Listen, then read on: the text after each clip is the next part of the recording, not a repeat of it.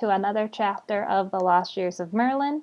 This is chapter 30 called Tilion and Garlatha. In chapter 29, we talked to Care Priest some more, and he revealed that Emrys is half Finkyran and half human, and Finkyrans used to have wings, and that's why he always feels the pain in his shoulder blades. It's remnants of when they had wings. So in the last chapter, they just talked a little bit longer, and Emrys told him of his plans, and he warned him against going to the Shrouded Castle, but alas, he is going anyway. So, to save Rhea. Alright, so this is Tilion and Garlatha. Shim scrunched his pear-shaped nose in puzzlement. Why is she called dumb now? That is muchly strange. Dom knew, I replied, pushing myself up the sheepskin. I've told you everything I know, which isn't much. I glanced at Carepree, fast asleep in his chair with 3 open books in his lap. His long gray hair fell over his face like a waterfall. Now it is time to go. Shim's gaze moved to the pantry, whose bottom shelf glistened from spilled honey. I is not gladly to leave this place. You don't have to come, you know. I will understand if you want to stay. The pink eyes kindled. Really, truly, honestly? Yes, I am sure Carepree will make you welcome, although he probably doesn't have much food left. The little giant smacked his lips. Then, glancing toward the wooden ladder up the tunnel, his expression clouded.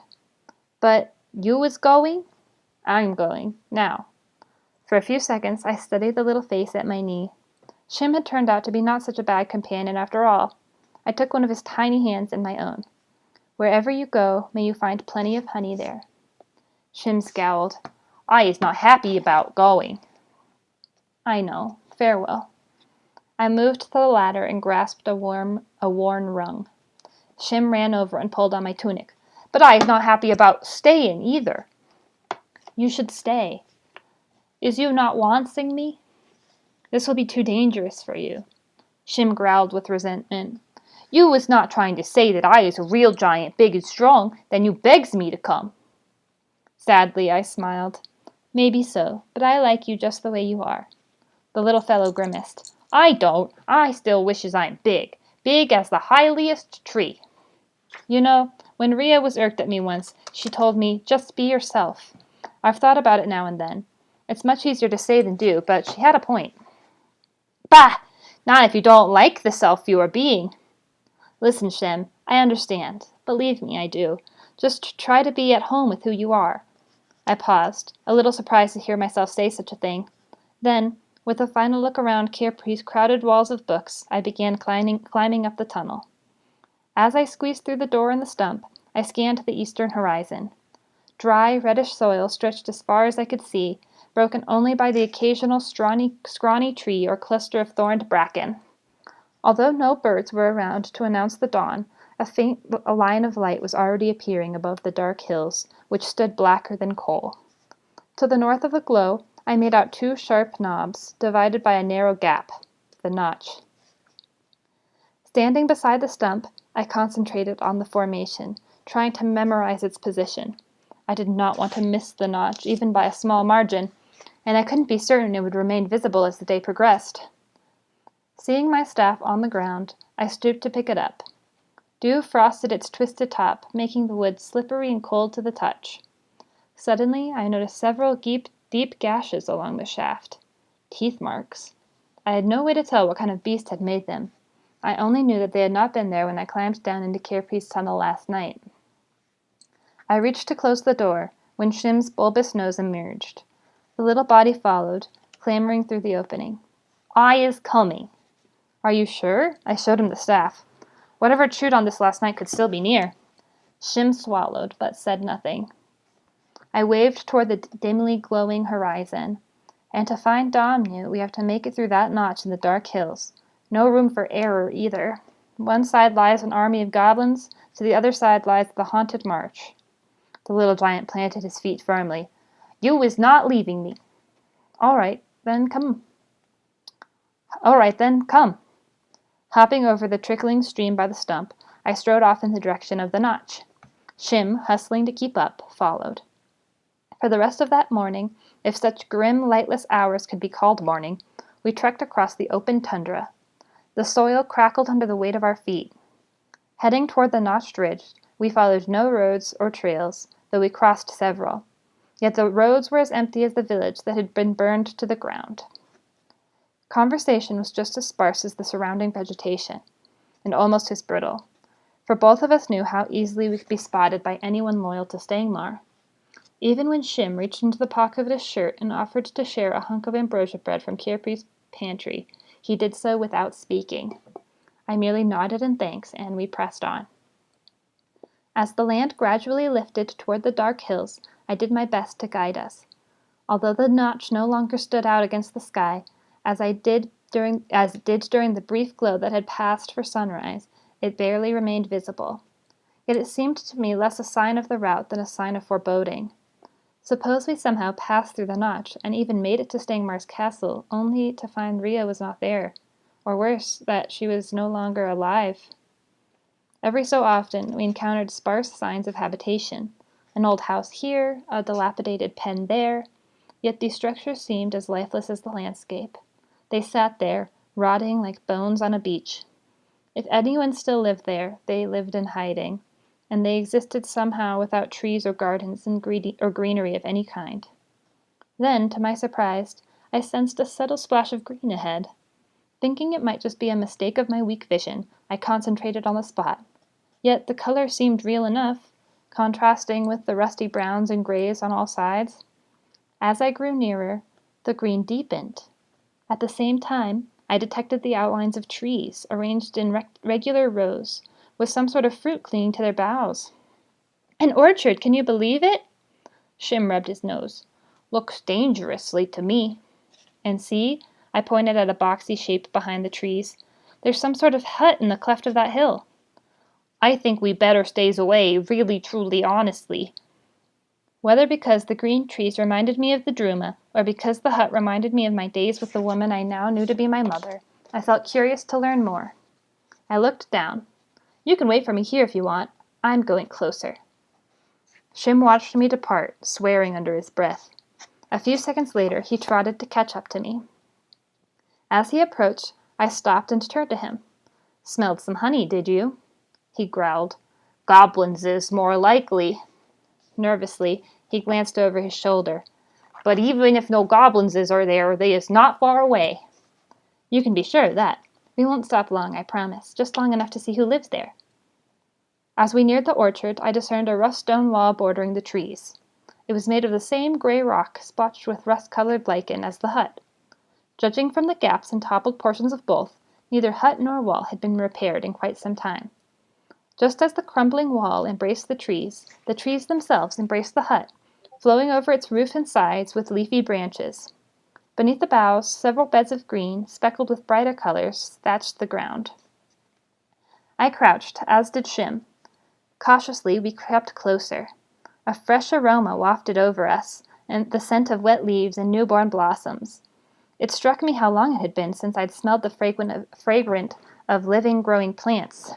And then it struck me that this was not just an orchard, this was a garden.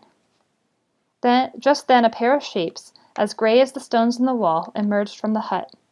Taking wobbly steps, the pair slowly advanced toward the nearest bed of plants. They moved with an odd, disjointed rhythm, one back straightening as the other curved, one head lifting as the other drooped. As different as their motions were, however, they seemed unalterably connected. As they came nearer, I could tell that these two people were old, very old. White hair, streaked with gray, fell about their shoulders, while their sleeveless brown robes hung worn and faded. Had their backs not been so bent, they would have stood quite tall. Only their arms, muscular and brown, seemed younger than their years. The pair reached the first bed of plants, then separated. One of them, a woman whose cheekbones reminded me of my mother, stooped to retrieve a sack of seeds and started working them into the soil on one side of the hut. At the same time the other, a man with a long banner of whiskers waving from his chin, picked up a basket and hobbled toward a tree laden with the same spiral fruit that I had tasted at the Shamora tree. Abruptly, the old man halted. He turned slowly toward the spot where we crouched behind the wall.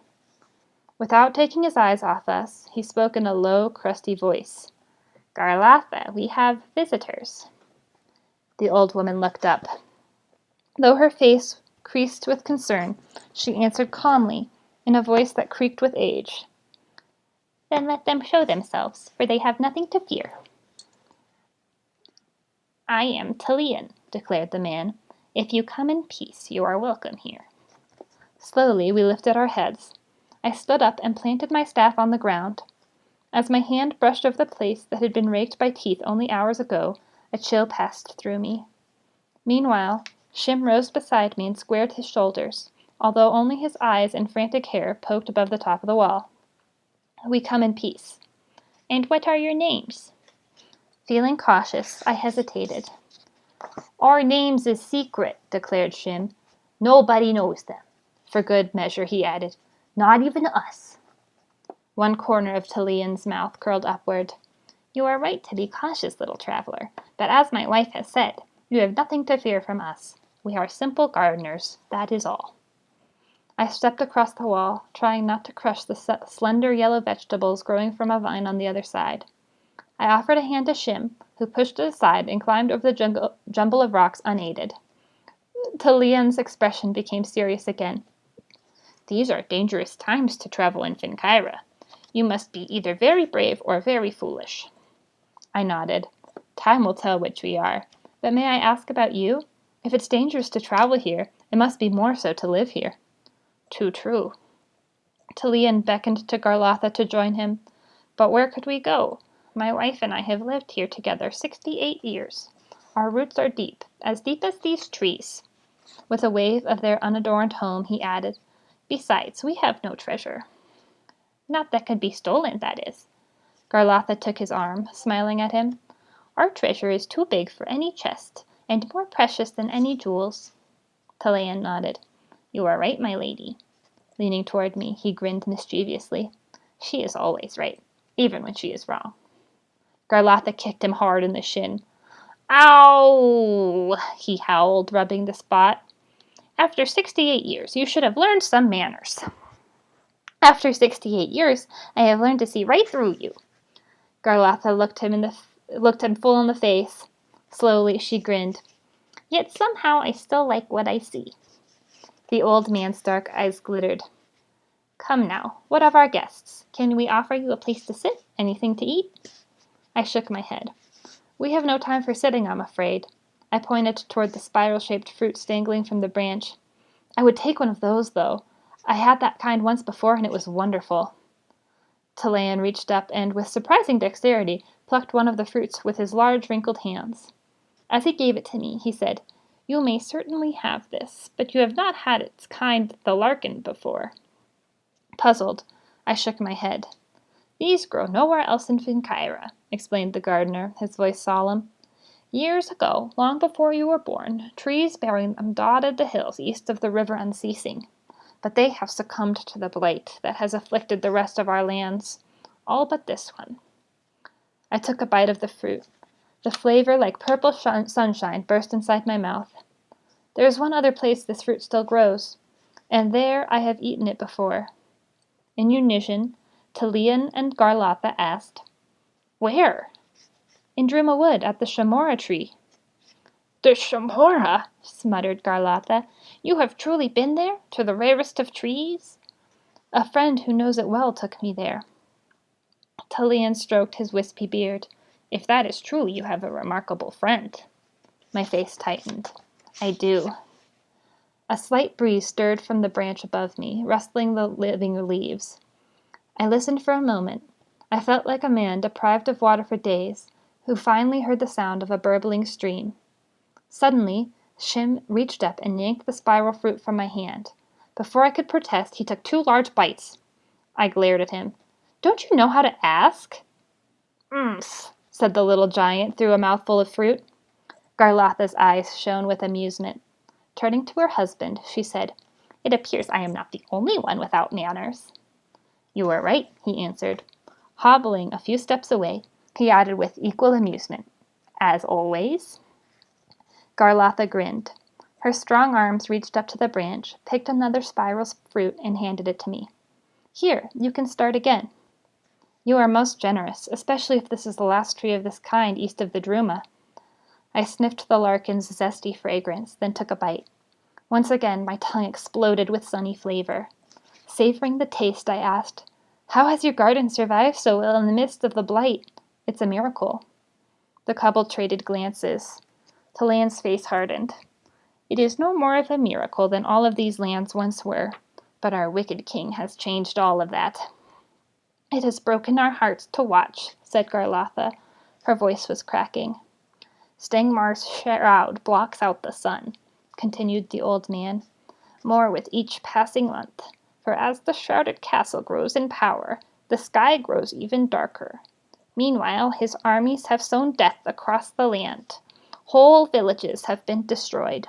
People have fled to the mountains far to the west, or left Penkyra altogether. A vast forest, as remarkable as Druma Wood, once grew on those hills to the east. No more.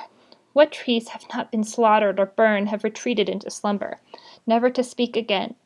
Here on the plains, what soil has not been soaked with blood has taken on its very color, and the flowering harp, that could perhaps coax the land back to life, has been stolen from us." He looked down at his weathered hands. "I carried the harp only once, when I was just a boy, but after all these years I still cannot the feel of its strings, nor the thrill of its melody." He grimaced. "All that and more is lost." He motioned toward the cleft in the hill behind the hut. "See our once joyous spring? Hardly a trickle. As the land has withered, so has the water that nourished it. Half of my day I now spend hauling water from afar." Garlotha took his hand. "And I spend half of mine searching the dry prairie for seeds that still may be revived." Awkwardly, Shim offered to her the remains of his fruit. "I is sorry for you." Garlotha patted his unruly head. "Keep the fruit now, and do not feel sorry for us. We are far more fortunate than most." "That we are," agreed her husband. "We have been granted a long life together, and a chance to grow a few trees. That is all anyone could ask for." He glanced at her. "That and our one remaining wish, that we may one day die together." Like Bacchius and Philemon?" I observed. "Bacchius and Philemon. They are characters in a story from the Greeks, a story I learned from my mother long ago. They had but one wish, to die together, and in the end the gods turned them into a pair of trees whose leafy branches would wrap around each other for all time." "How beautiful," Garlotha sighed, looking at her husband. Talayan said nothing, though he studied me closely. "But you have not told me," I continued, "how your garden has survived in this terrible time." Talayan released Garlotha's hand and opened his sinewy arms to the greenery, the roots, the blossoms surrounding them. "We have loved our garden, that is all." I nodded, thinking how wonderful this region must have been before the blight. If the garden where Shim and I now stood was only a small sampling of its riches, the landscape would have been as beautiful, though it's not as wild and mysterious, as the Druma itself. The kind of place where I would have felt alive and free, and possibly even at home. Garlotha observed us worriedly. "Are you certain you cannot rest here for a while?" "No, we cannot." "Then you must be extremely careful," warned Talayan. "Goblins are everywhere these days. Only yesterday at sunset, when I was coming back with water, I saw a pair of them. They were dragging away a helpless girl." My heart stopped. "A girl? What did she look like?" The white-bearded man looked pained. "I could not get very close or they would have seen me. Yet while I watched, part of me wanted to attack them with all my strength." "I am glad you did not," declared his wife. Talayan pointed at me.